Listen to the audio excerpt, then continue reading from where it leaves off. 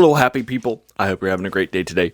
Today we're taking a look at the short story, 16 pages long in my collection, called Blood Tellings by Wendy Wagner. Here is the bio on her, since she doesn't have a Wikipedia page. It's about a paragraph in the collection that we're looking at. I'll link you to this collection in the comments below. Wendy Wagner is the author of Skinwalkers, a Pathfinder's Tale novel inspired by Viking lore. She's published more than 30 short stories in anthologies like Cthulhu, I would never be able to pronounce that one, Armored and The Way of the Wizard, and magazines like Beneath Ceaseless Skies and Farrago's Wainscot. Wendy serves as the managing associate editor of Lightspeed and Nightmare magazines. She is also the nonfiction editor of Women's Destroy Science Fiction, which is named one of NPR's best books of 2014, and the guest editor of Queer's Destroy Horror. She lives in Oregon with her very understanding family.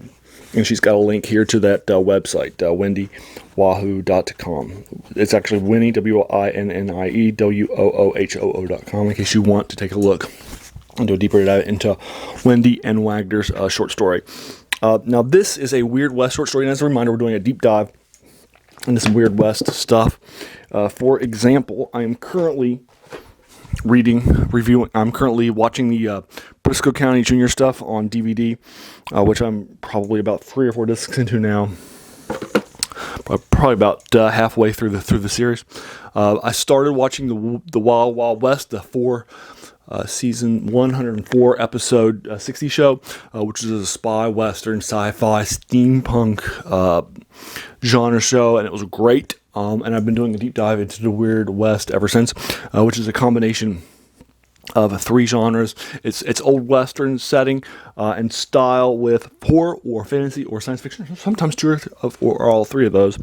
And this short story, Blood Tellings, 16 pages long in my short story, is a horror combination and so forth. I've also been doing comics. I've been reviewing comics also too, but I don't review comics here, but I've been reading them. This is High Moon, which I haven't read yet, or Cowboys and Aliens, which I have read it, knocked it a couple weeks ago.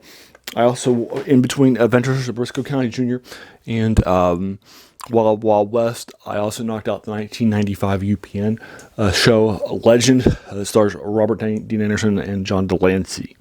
So I've been doing a deep dive into it, and I picked up this collection with the intent of knocking it out and doing a deeper dive into short stories, which is short for fiction. I think is particularly good for these sorts of things.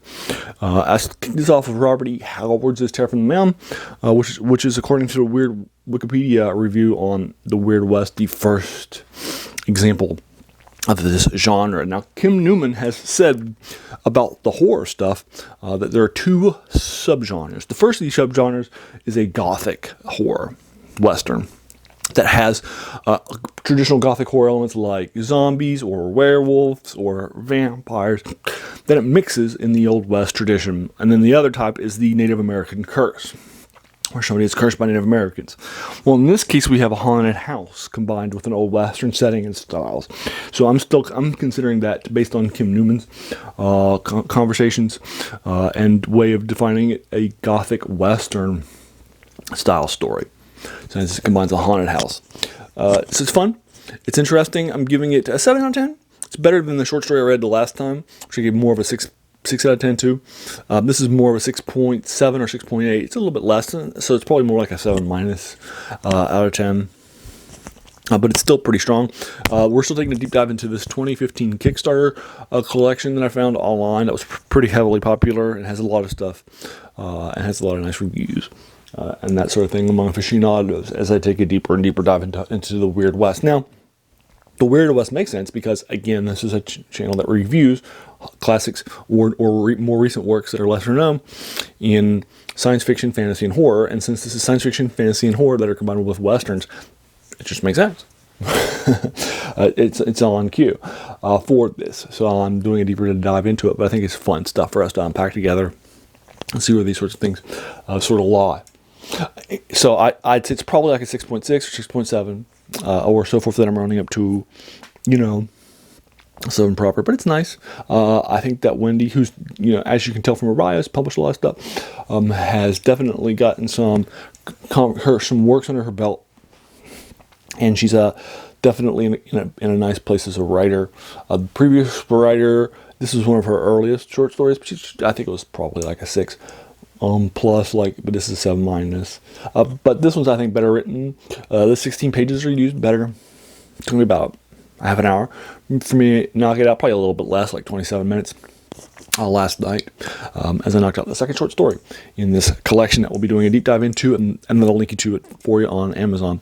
So the key core sort of concepts that are happening in this short story, and I try to keep these reviews spoiler free if you're coming to this for the first time, but the basic key concept is that we have somebody, a boy, who is now 14 years old, and he has developed sensory powers into the sort of spiritual dimension. He can see spiritual and so forth, and sees them that the rest of his folks don't see him, and so forth. His mother had powers too. She speaks with and can understand animals and plants, and they understand her.